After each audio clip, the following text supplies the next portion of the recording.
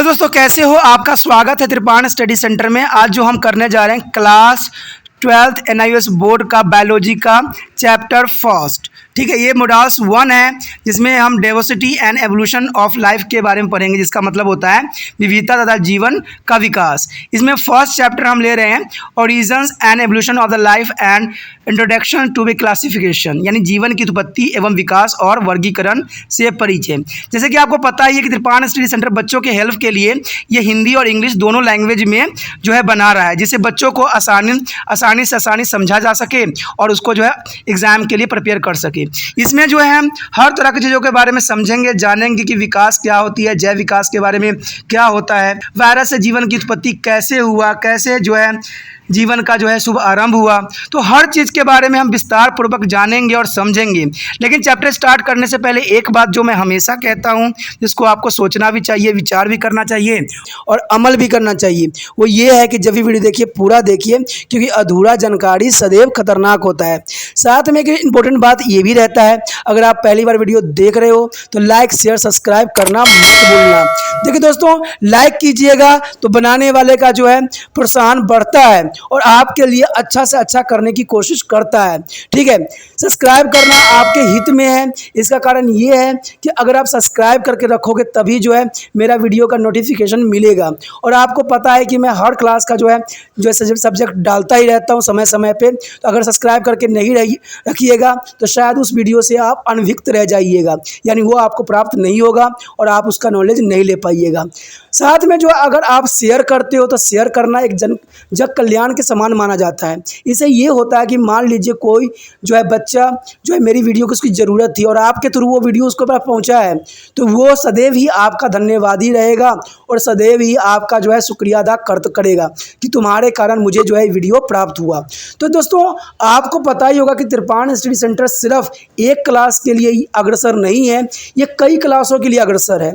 जैसे 8th 9th 10th 11th 12th CBSE के सारे चैप्टरों को कवर करेगा समय के साथ। प्लस जो है NIOS बोर्ड का 10th+2 को भी कवर करता है, सभी सब्जेक्टों का। प्लस जो है BA पंजाब यूनिवर्सिटी का जो है फर्स्ट सेमेस्टर से लेकर 6th सेमेस्टर तक 8 सब्जेक्टों को कवर करता है।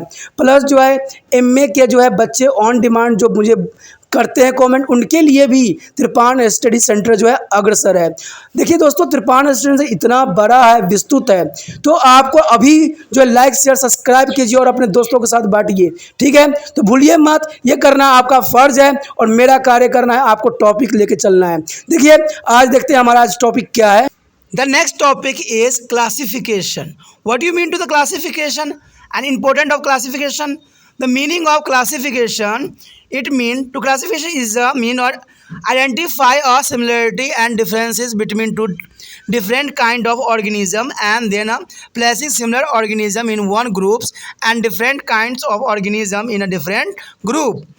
The first is a taxonomy. Maybe that's the defined as the science of classification of the organism into the categories, contain rules. Earlier taxonomists and classified the organism according to a morphologically features only. Once the concept of organic evolution was the accepted taxonomist and began to be a draw evolutionary and relationship between two different kind of organism. This was a term to systematic.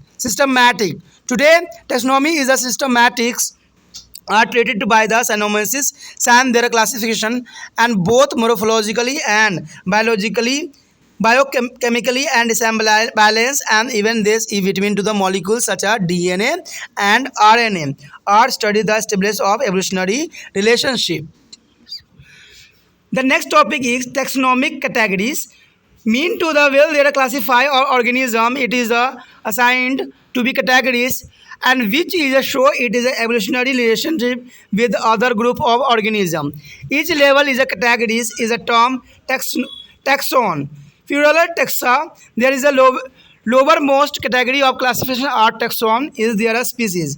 Other categories are arranged above their species so that there is the heredity and the categories their Various taxonomic categories are given below. First is a species, group of individual and one kind which can be interbred to the produce fertilizing offspring. And second is a genes, group of species resembling each other to several features indicating a common ancestries. And third is a family, group of genera is a singular genes is resembling each other and refers to the domestics. Their cat and panthers, Tyris is a tiger, both belong to the family of Felidae. And other is order. The included family showing the similar characteristics, and other is a class, individual related to the order, and phloem included related to the classes. Is their name of classification of the species. The various phyloids belong to their respective kingdoms. There are 5 kingdoms about which you will be learned later. Human beings to be a kingdoms are animally, and their classification of the humans is given us example of this described the manner in which their living organisms are classified. There is the kingdoms and phloem. The kingdom is represented of Animalia, yani animals, and phloem is a chordata, animals with their notochord and backbone is present here. And other is a class. The mammalia is an animal that are circulated. There is a young ones. There is here in the picture. And order is a primates is a mammals with a large brain and binocular visions. And the family Homomidés is the humans and the human like a setter. And next is a genes. It means to homo. Homo is a fossil man and the modern man. The species is a Homo sapien, means modern man. The last species is a Homo sapiens, mean to the modern man. Is a classification of human species of different categories that show the evolution of important classification of features. दोस्तों जैसे कि आपको पता है classification का मतलब ही होता है वर्गीकरण। देखिए वर्गीकरण करना अत्यंत महत्वपूर्ण है, क्योंकि वर्गीकरण नहीं कीजिएगा तो कोई भी जीव को जो है अपना सही स्थान प्राप्त नहीं होगा, जो कि बहुत ही इंपॉर्टेंट रखता है। अब सबसे पहला क्वेश्चन तो यही आता है कि वर्गीकरण का अर्थ क्या होता है, what you mean to the classification. तो इस बात का जो है साक्ष्य यही कहता है कि वर्गीकरण का अर्थ है विभिन्न प्रकार के जीवों के बीच विभिन्नता व असमानताएं पता करना और तब पश्चात से संबंधित और सामान्य जीवों को एक समूह में विभिन्न प्रकार के जीवों को अलग अलग समूहों में रखना, जो कि अत्यंत महत्वपूर्ण माना जाता है। उसके पश्चात है वर्गीकीय। कहते हैं कुछ विशेष नियमों का पालन करते हुए जीवों को जो है विभिन्न वर्गों में वर्गीकृत करने का जो विज्ञान को वर्गीकरण विज्ञान या वर्ण यानी टैक्सोनॉमी भी कहते हैं। आरंभिक वर्गीकरण वैज्ञानिक ने जीवों का जो है केवल आकारिकीय लक्षणों के आधार पर वर्गीकरण किया था, लेकिन जैव विकास की संकल्पना की स्वीकृति हो जाने के पश्चात वर्गीकृत विद्वानों ने विभिन्न प्रकार के जीवों के बीच विकासीय संबंध खोजने शुरू कर दिए। इसके जो है वर्गीकरण विज्ञान पद्धति यानी सिस्टमैटिक्स कहते हैं। वर्तमान में वर्गीकरण विज्ञान एक दूसरे के पर्यायवाची माने जाते हैं, क्योंकि जैविक वर्गीकरण के लिए जो है आकृति परक समानता व जैव रासायनिक समानता और यहाँ तक कि डीएनए और आरएनए अणुओं के बीच समानता का जो है अध्ययन विकास संबंध की स्थापना करने के लिए करना अत्यंत महत्वपूर्ण माना जाता है। हमारा अगला जो है टॉपिक वो है वर्गीकरण श्रेणियाँ। देखिए दोस्तों इसमें जो वर्गीकरण श्रेणियाँ की बात जो किया है ये अत्यंत महत्वपूर्ण रखता है। कहते हैं एक जीव का वर्गीकरण करते समय इसे उन श्रेणियों में रखा जाता है जो इसके अन्य समूहों के जीवों के साथ विकास संबंधों को दर्शाती है। प्रत्येक सतह पर श्रेणियों को जो है वर्गक यानी टैक्सोन यानी बहुवचन टैक्सा कहा जाता था, और वर्गीकरण यह वर्गीकरण के सबसे निचली श्रेणी में स्पीसीज है। दूसरी श्रेणियों में जो स्पीसीज के ऊपर जो व्यवस्थित किए जाते हैं, इस प्रकार जो श्रेणियों का एक अनुक्रम बन जाता है। विभिन्न वर्गीकरण श्रेणियों को निम्न प्रकार से जो है हम समझ सकते हैं। सबसे पहले हमारे समक्ष जो आता है स्पीसीज, इसका अर्थ होता है जाति। देखिए दोस्तों जाति एक प्रकार के जीवों का समूह है जो अत्यंत प्रजनन द्वारा जो है उर्व अथवा जनन जो है संतानें पैदा कर सकते हैं। उसके पश्चात है वंश यानी जीनस। कहते हैं स्पीसीज के एक दूसरे से कई प्रकार की समानताएं रखने वाले समूह जो एक साझे पूर्वज की ओर संकेत भी करते हैं। उसके बाद है कुल यानी फैमिली। इसमें सामान्य अभिलक्षण वाले वंशों का समूह जैसे फैमिलियस डोमेस्टिका बिल्ली और पैंथरा टिग्रासन दोनों ही फिलिडिक्स कुल में आते हैं, तो ये अत्यंत महत्वपूर्ण रखता है। उसके बाद है गण यानी ऑर्डर। सदैव अभिलक्षणों को दर्शाने वाले कुलों के समूह होता है। उसके पश्चात आता है वर्ग यानी क्लास, ये जो होता है परम्पर संबंध क्रम में आते हैं। उसके बाद है संघ यानी फाइलम, इसमें पारंपरिक संबंध वर्ग आते हैं, जैसे कि आपको चित्र में भी देखने को मिलेगा। कहते हैं यहाँ पर विभिन्न संघों यानी फैलों के जो है क्रमशः अपने जगत यानी किंगडम होते हैं, जिनमें 5 जगत किंगडम्स हैं, जिनके बारे में आप बाद में जानेंगे। मनुष्य एनिमेलिया जगत में आते हैं और इनका वर्गीकरण जो है सजीवों के वर्गीकृत करने का तरीकों को उदाहरण स्वरूप दिया गया है। यहाँ पर देखिएगा कि जगत किंगडम में जो है एनिमी या प्राणी में कई तरह के जीव जंतु जो है आपको दर्शाया गया है। उसका संघ जो है क्रोडेट्रा में रीढ़ वाली प्राणी यानी जिसमें रीढ़ थी उस प्राणियों को यहाँ पर दर्शाने की कोशिश किया गया है। उसके पश्चात है वर्ग यानी क्लास, इसमें मैमेलिया नाम के जो जीव थे उनको रखा गया, यानी अपने बच्चों को स्तनपान कराने वाले प्राणी को जो है यहाँ पर प्रस्तुत किया गया, जो कि बहुत ही महत्वपूर्ण माना जाता है। उसके पश्चात जो आया गण यानी ऑर्डर। कहते हैं प्रोफमेंटल्स में जो है बड़े मस्तिष्क या दृढ़ नेत्रीय दृष्टि वाले स्तनपायी प्राणी इसमें सम्मिलित हुए, जैसे कि आप चित्र में भी देख सकते हो। उसके पश्चात था कुल यानी फैमिली। कहते हैं होमोनिडिया यानी मानव व मानव सदृश पूर्वज। उसके बाद वंश जो है जीनस के रूप में रखा गया, जिसमें हेमो जीवाश्म मानव या आधुनिक मानव के रूप में भी जाना गया। उसके बाद जातीय स्पीसीज यानी होमो सेम्पियंस आधुनिक मानव। तो लास्ट में जाकर जो है मानव बना यानी होमो सेम्पियंस यानी आधुनिक मानव। तो इस तरह से जो है मानव वर्गीकरण का आधार जो है बनाया गया। The next topic is scientific naming of organism. It's the most important topic for the biological student. There is a different plants animal have a different common names. A cat is called to the billy in a Hindi, and virus is a Bengali, and punai is a Tamil, and the measure is a Marathi. There is a different word for the cat is a French is a German. There is a rose to need for a given organism name, and which could be understood a third out there is a world. Therefore, a scientific name which are understood all over the world whereas given to the organism. A simplified system of naming organism called to the binomials nomenclature has been a standard for more than 2 centuries now. It was proposed by their Swedish as a biologist Carl Linnaeus is a 1707 to 1778. Binomial nomenclature simply mean two name system of naming. The name of every category of organism have a 2 parts, that of a genes followed by their species. The genetics name is written with the capital letter and the specific name with the small letter. Example, Homo sapiens is there a scientific name of the modern man is a Mangifera indica is the botanical name of mango. The mango is a botanical name is Mangifera indica, and humans in modern humans name is a Homo sapiens. 3 main feature of the biological naming is a flow. First, a scientific name by their conventionally printed italics or underlining, and when the hand of written is important for exam view. And scientific naming is according to be set of scientific rule of nomenclature. And scientific name are mostly is a Greek and Latin word. There is informally understood all over the world and have made to the communication about the organism easier. दोस्तों यहाँ पर बताया गया है जीवों का जो है वैज्ञानिक नामकरण अत्यंत महत्वपूर्ण माना जाता है। आपको पता ही होगा कि विभिन्न प्राणियों व पौधों के अलग अलग सामान्य नाम होते हैं। अंग्रेजी में जैसे हम कैट कहते हैं, बिल्ली को कैट के नाम से जाने जाते हैं, उसी तरह हिंदी में बिल्ली कहते हैं, बंगाली में बिडाल कहते हैं, और तमिल में इसको पुन्नई कहते हैं, और मराठी में इसको मंजर कहते हैं। जैसे कि इसको डिफरेंट नाम है, तो इसका मतलब है कि डिफरेंट बातों से ही जाना जाता है। फ्रेंच व जर्मनी भाषा में बिल्ली को अलग अलग नाम से भी पुकारा जाता है।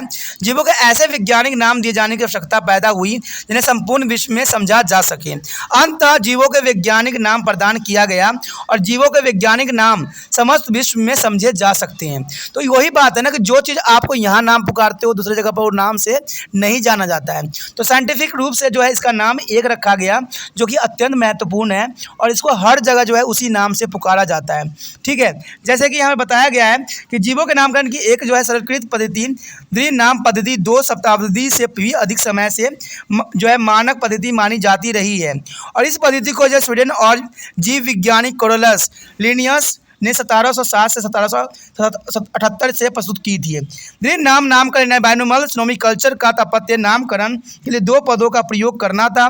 प्रत्येक प्रकार के जीवों के नाम के 2 भाग होते हैं, एक होता है वंश यानी जीनस, और उसके बाद जो होता है जाति यानी स्पीसीज के नाम से। अंग्रेजी में जीनस के नाम का पहला अक्षर जो होता है बड़े अक्षर होना अत्यंत महत्वपूर्ण माना जाता है। इसका मतलब है कि आपको जब भी लिखना होता है तो उसको जो होगा पहला, जैसे होमो होगा तो उसको जो है आप बड़े अक्षरों में पहला वर्ड लिखिएगा, यानी कैपिटल लेटर से होना चाहिए। वह स्पीसीज का नाम जो होता है पहला अक्षर छोटे अक्षर से यानी स्मॉल लेटर से लिखा जाता है। जैसे उदाहरण के तौर पे आप देख सकते हो होमो सैम्पियंस। होमो सैम्पियंस जो होता है आधुनिक मानव का नाम है। हम मानव को कहीं भी पुकारेंगे तो होमो सैम्पियंस कहोगे तो साइंटिफिक वो जान जाएगा। जैसे कि आम का जो है साइंटिफिक नाम जो होता है मैग्नोफेरा इंडिका, जो अत्यंत इंपॉर्टेंट होता है, यानी मेजिफेरा इंडिका जो होती है हर जगह जो है ये प्रचलित है। ठीक है, कहीं भी अगर आम आपको लेना होगा तो मेजिफेरा इंडिका कहोगे तो ऑटोमेटिक जो है वो निकाल के वो आपके समय प्रस्तुत कर देगा। कहते हैं कि जैविक नामकरण के 3 मुख्य लक्षण पे निर्धारित होती है। पहला तो यही होता है कि वैज्ञानिक नाम को जो है परंपरागत रूप से जो है तिरछे अक्षरों में लिखा जाना चाहिए, यानी इटैलिक्स लेना चाहिए। इटैलिक्स जो होती है इंपॉर्टेंट होती है, तिरछे अक्षरों में लिखा जाता है, अथवा जो है हाथ से लिखे जाने पर जो है रेखांकित किया जाता है, यानी अगर हाथ से आप लिखते हो तो आपको निशान लगाने की आवश्यकता पड़ती है। उसके पश्चात है वैज्ञानिक नाम, यानी नामकरण के वैज्ञानिक नियमों के आधार पर रखे जाते हैं, तो ये अत्यंत महत्वपूर्ण आपके समक्ष रहता है और ये एग्जाम व्यू से ये इंपॉर्टेंट पॉइंट आपके लिए रहता है। उसके पश्चात है वैज्ञानिक नाम अधिकतर ग्रीक और लैटिन में होते हैं। ये पूरे विश्व में समझे जाते हैं और इसके द्वारा जीवों के बारे में परंपरा सूचना संचार और सुविधाएं हो जा पाती है। दोस्तों ये चीज़ें जो है अत्यंत महत्वपूर्ण है एग्जाम व्यू से, तो आप लोगों को क्वेश्चन को अच्छे से समझना है और सोचना भी है। The next topic is prokaryotics and eukaryotics. Friend, here is the prokaryotics and eukaryotics is the organism that are the most primitives, are the first to the involve on the earth are the bacteria. They do not possess a nuclear membranes around their single chromosome. Absence of a well-defined nucleus are in order. Others what is the promoted to the nucleus term them prokaryotics. Prokaryotics means the promotatives and kryon means nucleus. All bacteria including blue-green algae and cyanobacteria are prokaryotics. As a contrast is the organism other than the bacteria possessing a well-defined nucleus are eukaryotics. U means true and kryon means nucleus. There are other difference between two prokaryotics and eukaryotics which are given their table. The first difference is size. Size is 0.1 to 10 micrometer and secondly eukaryotics is a 10 to 100 micrometer larger volume. And genetical materials is a second, and circular DNA, no linear DNA and no histone association with their DNA, nuclei formed to no nuclear membranes. And eukaryotics are histostones present on which are DNA molecules rapid and well defined linear chromosomes with a free terminal and ended nucleus membranes present. And third is a site of nuclear materials. DNA is a cytoplasma, and eukaryotics is a DNA inside a distinct nucleus. And fourthly is a organelles is a no membranes bound to the organelles and mitochondria, Golgi body, lysosome present in the cell. And fifth is a cell wall, away present and content to the peptidoglycans is there, and there are non is animals made of the cellulose chitin in the plant and fungi, and expression is by the mesosomes, and there is the by mitochondria, and reproduction is mostly asexually. Example bacteria and cyanobacteria, blue-green algae. Another example is asexual and sexual reproduction is the protocesta and fungi, plant and animals, all types of organism. दोस्तों जैसा कि हमने अभी पढ़ा भी है, ठीक है, जिसमें हमने प्रोकैरियोट के बारे में और यूकैरियोट के बारे में इंग्लिश में समझाया। अब इसको हम हिंदी में जो है रूपांतरण करने की कोशिश करते हैं। इसमें जो हमारा जो है हमारे समक्ष जो है प्रोकैरियोटिक जिसमें हम प्रकार्य केंद्रकीय कहते हैं और इसको सुकेंद्रकीय कहते हैं। तो कभी कभी हिंदी में वर्ड जो होता है काफ़ी डिफरेंट होता है, तो ये आप थोड़ा सा इंग्लिश में भी ध्यान में रखो तो आपके समक्ष रहेगा, आसान हो जाएगा। कहते हैं पृथ्वी पे सर्वप्रथम विकसित होने वाले जीव जो थे जीवाणु यानी बैक्टीरिया थे। ठीक है, उनके एकल गुणसूत्र के चारों ओर कोई केंद्रकीय झिल्ली नहीं पाई जाती थी, जो कि उनके एक विशेष कैटेगरी में रखती थी। कहते हैं सुस्पष्ट केंद्र की अनुपस्थिति के कारण या अपकृत केंद्र के कारण इसका नाम जो था हम प्राकेंद्रकीय या असीम केंद्रकीय नाम के रूप में रिप्रेजेंट किया। इसमें जो था प्रो का मतलब था आदि और क्रेन का मतलब था केंद्रक परा, और नील हरी शैवाल जो है साइनोबैक्टीरिया सहित सभी जीवाणु में प्रकेंद्रकीय पाया गया। इसके विपरीत बैक्टीरिया के अतिरिक्त अन्य जीवों में जो है सुकेंद्रकीय यानी ससिमी केंद्रकीय यानी यूकैरियोटिक्स यानी यू का मतलब था यथार्थ और क्रेन का मतलब था केंद्रक होते थे, जिनमें से केंद्रक सुस्पष्ट एंड सुपरिभाषित होते थे। उसके बीच और भी अंतर जो कि हम नीचे पढ़ेंगे और जानेंगे कि इसमें क्या क्या अंतर और पाया गया था। यहाँ पर जो है सबसे पहले जो बताया गया था आकार की साइज़ में। ठीक है दोस्तों, आकार की साइज़ में जो था आपको पता ही होगा कि जो प्रकेंद्रकीय यानी असीम केंद्रकीय जो थी उसमें जो था 0.01 के बराबर था, और यहाँ पर जो था 10 माइक्रो ml के आसपास आकार माना गया था। लेकिन दूसरा जो था सुकेंद्रकीय जिसमें कि 10 से जो है 100 माइक्रोमीटर अधिक आयतन बताया गया। उसके बाद था आनुवांशिकता पदार्थ में क्या थी, तो पहले वाला में था वृत्ताकार डीएनए कोई रेखीय डीएनए नहीं थी, जबकि डीएनए से संबंधित हिस्टोन नहीं होते थे। केंद्रभाग के रूप में होता था, केंद्रभाग झिल्ली नहीं होती थी। और दूसरा जो था सुकेंद्रकीय में था हिस्टोन होते थे जिसमें डीएनए अनुलिपिटे रहते थे और गुणसूत्रकीय सुस्पष्ट होते थे, केंद्रक झिल्ली होती थी। तो ये बात इंपॉर्टेंट बनाता था। उसके बाद तीसरा पॉइंट में था केंद्रकीय पदार्थ की स्थिति। कहते हैं कोशिका द्रव्य में डीएनए पाई जाती थी इसमें, ठीक है, लेकिन दूसरा वाला जो था सुकेंद्रकीय उसमें जो है सुस्पष्ट केंद्र के अंदर डीएनए नहीं प्रेजेंट थी। तो ये भी खास बात थी।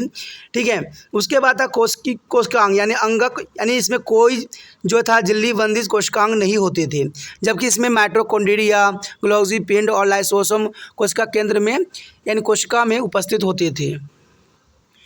उसके पश्चात था कोशिका भित्ति। तो पहले वाले में सदा ही इसमें जो थे पेस्टोग्लोकाइकेन होता था, लेकिन दूसरे वाले में जंतु में होती ही नहीं या पादपों या कवकों में सेलुलोज काइटिन्स की बनी होती थी। उसका संवर्धन प्रक्रिया जो थी इसमें मीसोसोम द्वारा होती थी, और इसमें जो था माइटोकॉन्ड्रिया द्वारा इसको जो है रिस्पिरेशन होती थी, जो काफ़ी खास थी। उसका जन्म देने की क्षमता जो थी ये इसमें अलैंगिक थी, जैसे उदाहरण बैक्टीरिया साइनोबैक्टीरिया यानी नील हरी शैवाल। और इसमें जो था लैंगिक दोनों प्रकार के जो थे पादप जनन क्षमता थे, लैंगिक भी थे और लैंगिक भी थे। इसमें प्रोटोक्रिस्टा और कवक पादप प्राणी आदि सभी इसमें आ जाते थे, क्योंकि इसमें लैंगिक और अलैंगिक दोनों तरह के जो थे प्रेजेंट थे। Our most important topic is the 5 kingdoms of organism. It's the most important for the exam view. Here is a tease recently there is only 2 kingdom of classification, Plantaeus and Animalia. Such as a 2 kingdom classification has a several drawbacks. Example, bacteria and fungi were kept along with the plant, and though they are very different. R.H. Wiltakers in 1969 suggested the 5 kingdom classification, which is based on the following 3 categories: the presence or absence of the well-defined nucleus, and second is a unicellular or multicellular, and third is a mode of nutrition. It is the most important of 3. R.H. Wilter is given to suggestion of the 5 kingdoms, and there are 5 kingdoms are Monora, Protista and Protostista and Fungis, Plantaeus and Animalia.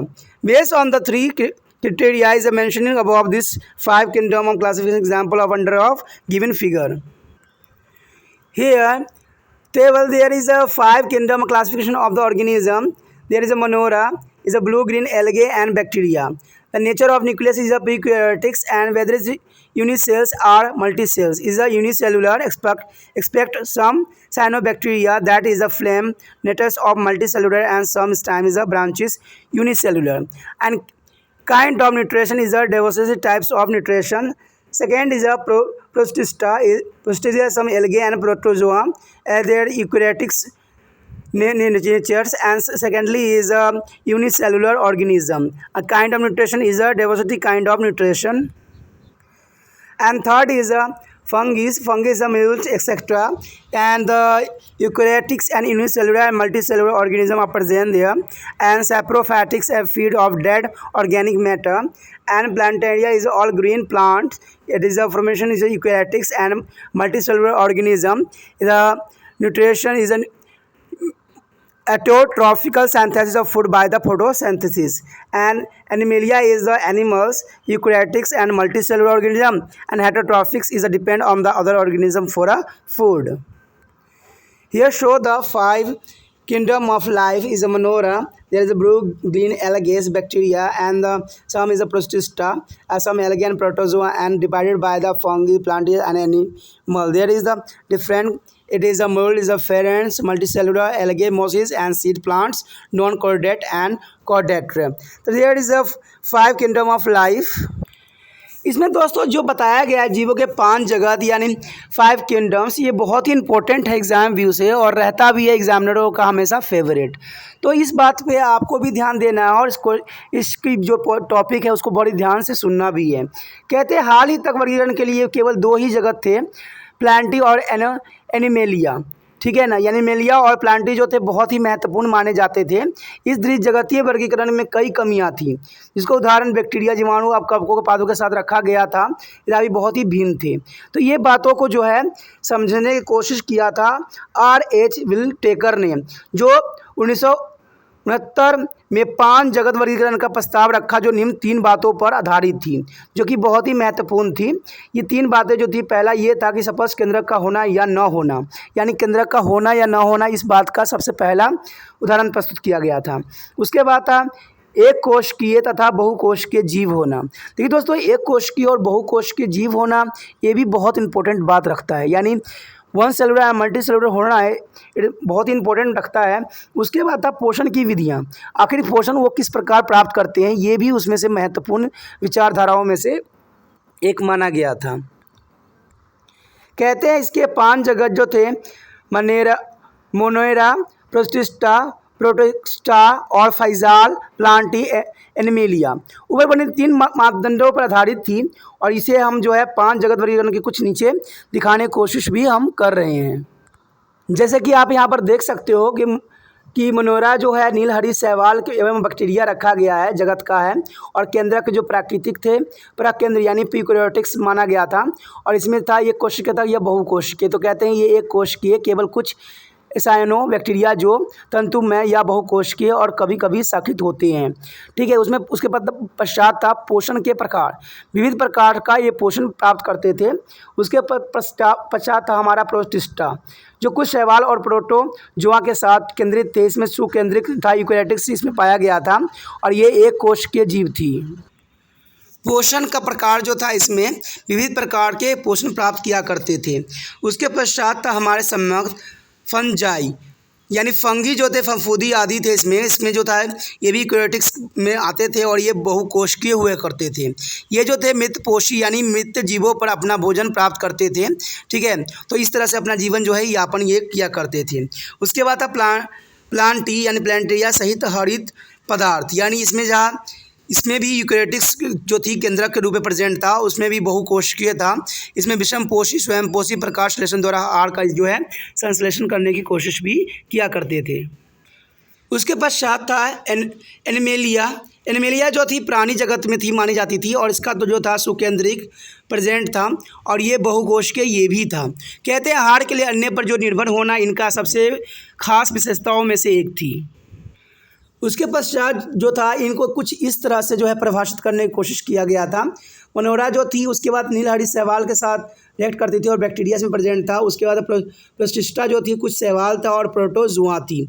उसके बाद जो था तीसरा में fungi थी, जो फफूंदी माना गया था, और इसमें प्लांटी जी जैसे फन, बहुकोशिकीय शैवाल, मासेस, बीज वाले पौधे, ठीक है। और एनिमेलिया जैसे थी अरुजुकी और रजुकी, यानी इसमें जिनके नोटोकोड प्रेजेंट थे उनको इसमें रखा गया। ये जो थे जीव के 5 जगत के इम्पोर्टेंट जो थे। आगे का टॉपिक जो रह गया है दोस्तों हम अगले पार्ट में करेंगे, अगले भाग में करेंगे। तो आप इस तरह बने रहिए त्रिपाण स्टडी सेंटर के साथ और अपने दोस्तों के साथ भी शेयर कीजिए। इसी के साथ जो है दोस्तों हमारा टॉपिक आज खत्म हो रहा है। ठीक है, अगर आपको अच्छा लगा तो लाइक शेयर सब्सक्राइब जरूर कीजिए। अगर पहली बार अगर आप वीडियो देख रहे हो, पहली बार मेरे चैनल पे आए हो तो सब्सक्राइब करना आपका फर्ज बन जाता है। सब्सक्राइब करने से ये होगा कि जो भी मैं आप क्लास के रिगार्डिंग कोई भी वीडियो डालूंगा उसका नोटिफिकेशन जो है समय समय पर आपको प्राप्त होता रहेगा। अगर सब्सक्राइब नहीं कीजिएगा, अगर आप दोबारा से त्रिपाण स्टडी सेंटर पर आने की कोशिश कीजिएगा तो वहां पर आप त्रिपाण लिखिएगा तो जो है वो त्रिपस कर देगा। ठीक है, जो आप गूगल पर सर्च करोगे त्रिपस कर देगा, जिससे वजह से आप जो है मेरे वीडियो का जो है फायदा नहीं उठा पाओगे। तो सोचिए मत, विचार मत कीजिए, सब्सक्राइब कीजिए। आप सोचते होइएगा कि मेरे जो एग्जाम खत्म हो जाने के मेरा क्या जरूरत है त्रिपाण स्टडी सेंटर से। ठीक है, तो इसलिए सब्सक्राइब नहीं करने की सोचिएगा, लेकिन दोस्तों ऐसा नहीं है। त्रिपाण स्टडी सेंटर जो है बहुत हेल्पफुल है। क्यों? क्योंकि ये जो है आपके 8th class 9th 10th 11th 12th जो आर्ट्स के सब्जेक्ट को कवर करता ही है, प्लस जो है ये NISU बोर्ड के जो है 10th प्लस 2 को भी कवर करता है। साथ में BA जो है फर्स्ट ईयर से लेकर 6 सेमेस्टर तक बच्चों के लिए ये अग्रसर रहेगा आर्ट्स सब्जेक्ट में। तो सोचिए नहीं, विचार नहीं कीजिए, काफी जो है त्रिपाण स्टडी सेंटर का फायदा ही फायदा है। ठीक है, अगर आप मुझे प्रोत्साहित करोगे तो आपके लिए मैं तरह तरह के वीडियो बनाऊंगा जो आपको फायदा पहुंचाएगा। एग्जाम के तौर पर मैं आपको जो है पेपर भी आपको सोल्यूशन करके दिखाऊंगा जो आपके लिए फायदेमंद रहेगा। अगर नहीं सब्सक्राइब कीजिएगा, मेरा मनोबल घटेगा, तो हो सकता है कि आपको फिर दोबारा मैं ना वीडियो बनाऊं और आपको फायदा ना पहुंचाऊं। तो अभी भी नहीं सोचिए, मेरा जितना आप फैलाइएगा, जितने दूसरे बच्चों के साथ शेयर कीजिएगा, उतना जो है मैं आपके लिए कार्य करने में अग्रसर रहूंगा। ठीक है दोस्तों, इसे सोचिए मत, विचार मत कीजिए, अभी सब्सक्राइब कीजिए और अपने व्हाट्सएप स्टेटस पे लगाइए और दूसरे बच्चों के साथ भी शेयर कीजिए। ठीक है दोस्तों, अपना ध्यान रखना। बाय।